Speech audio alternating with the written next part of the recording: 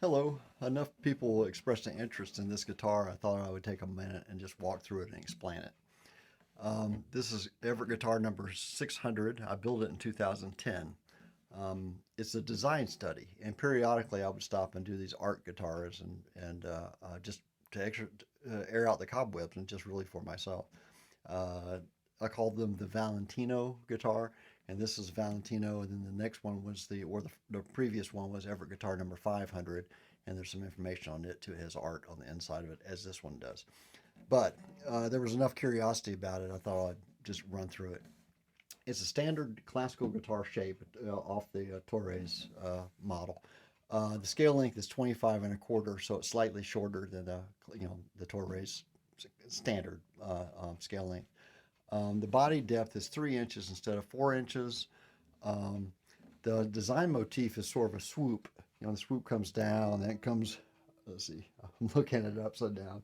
The swoop comes like this, then across the fingerboard. The two different pieces of wood on the fingerboard. There's Macassar ebony and the Gaboon ebony from Africa. Let's see if you can see that. It's subtle. And then the swoop comes from here down into the body, and the swoop comes across the body into the arm bevel. So it's a swoopy kind of thing. Um, the top is probably the most striking feature about this is the two-piece top. It's a European spruce and Western red cedar. It has a very boomy sound to it. I mean, and tonally it comes out like that too. I'll talk about the tone in a moment. The bracing is based off of the 7 fan brace that I used on my classical guitars for years.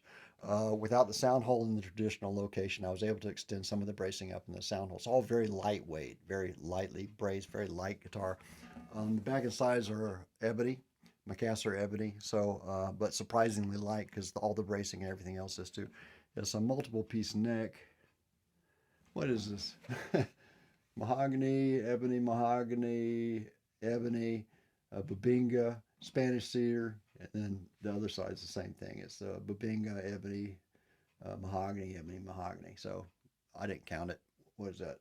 8, 10 pieces of wood. So not including the veneer on the peg head and that.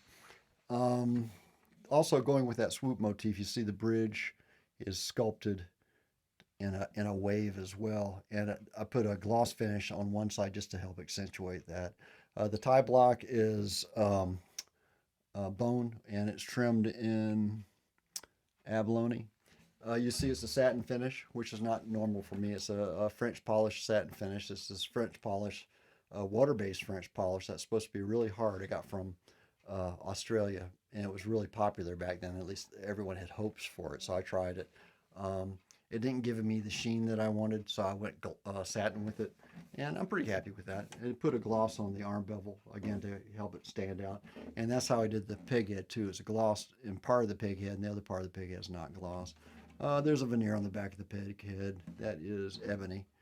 Um, so one of the more striking features, of course, is the sound hole went from the center and folded over the side. So it's trimmed in green. A little green veneer goes around it, which is hard to see in this, but it's bound in ebony and trimmed in green. Um, the When you look inside the guitar, and I'll try to where can I do? I'll punch a picture here. There's a step. When you look inside, there's a step, and painted on the step are some steps. And the painting of the steps is an area that Jeannie and I like to go to on the Gulf Coast in northern Florida, and so it's just a nice place for us. We have a big painting in our room, in our home of this. I had her do me a small version of it for it to put on the step. Um, what happened when I first strung it up? I couldn't believe it. I just couldn't believe it. I thought, whoa, there's something here that no one had tapped into. It was so bassy. I mean, rattling your fillings kind of bassy. But as I played it more, you don't get something for nothing, and the trebles weren't there.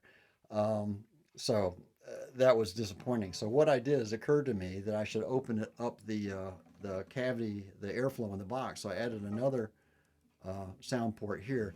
In the early days of sound ports, often people would put the sound ports on each side here because it was good for recording, so you can point it at the mic. So I thought this would be a good place to try the second sound port. When I did that, the whole thing came alive. I mean, it's an unusual guitar with a two-piece top. It's an unusual guitar because of the placement of the sound hole, and then it has another rather large sound port on the lower bout. So it's all very unique. Um, It's just all very unique, and it has a unique sound. And I did a little audio clip earlier so you can hear it. Strong mid range, strong bass. I mean, the bass will just ring forever. It's still lacking a little bit of the trebles. You can hear the treble, and it cuts through, and you can hear it. And this thing has turned into more of a jazz hybrid guitar, which obviously is a hybrid guitar. But anyway, this is the guitar. So thanks for the interest in this guitar. I built it in 2010, so it's at this point 13 years old. And when I first built it, it didn't get much attention, and I didn't wave it around much because this is not my normal thing. I didn't want people asking for it. I mean, this is really a design study that I did for myself, and I've really enjoyed it. So anyway, I hope you enjoy it too.